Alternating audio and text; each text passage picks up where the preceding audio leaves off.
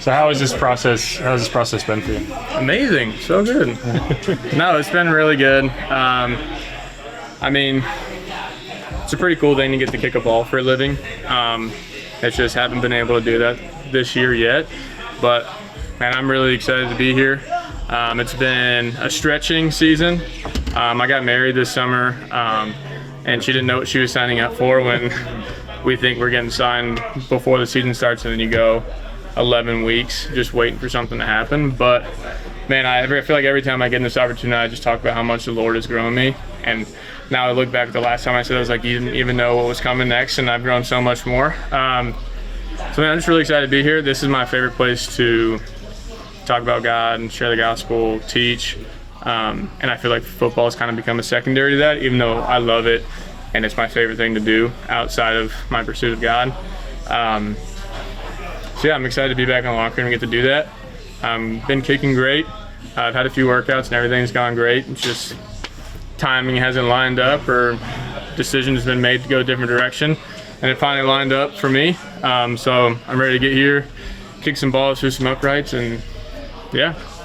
What does it mean to you that that alignment happens here in Louisiana? So cool. I was actually just talking, the guys that are interviewing me before this, I stood in the indoor yesterday, and my dad had texted me when I told him I was getting the workout.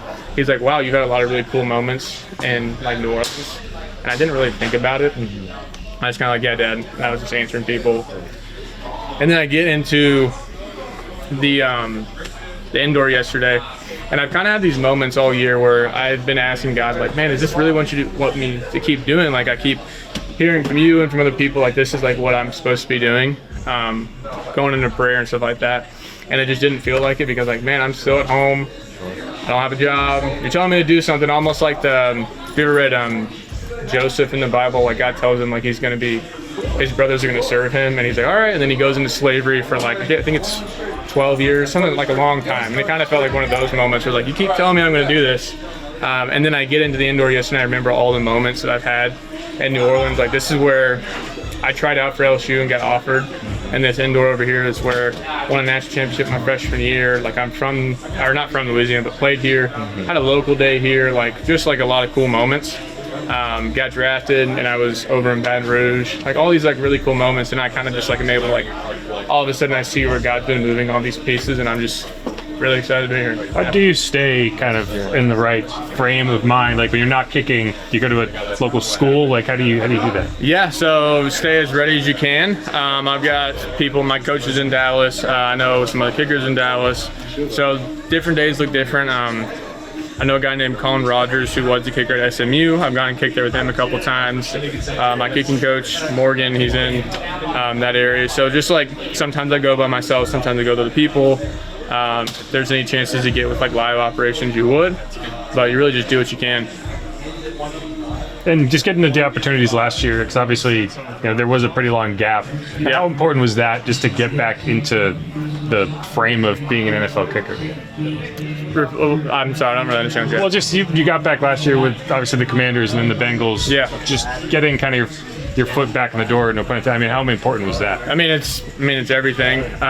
You can go to workouts and kick great, but at the end of the day, it's up to someone else's decision. So you kind of just do what you can and try and take the results or the expectation away, and just go to expect for myself to go and kick well.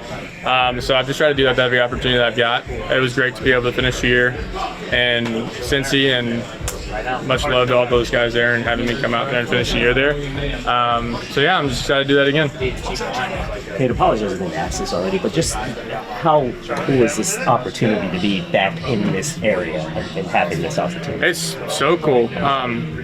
I think honestly, I couldn't think of a better place. So, I grew up in Dallas, but I have a lot more like football memories in the state of Louisiana.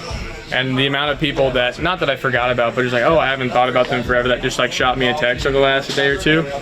It's been really cool. Even, I don't know if y'all saw, I did 36 just so I could be the same number as I was in college. They offered me 10 or 36, and I shot my buddies that I played with at LSU.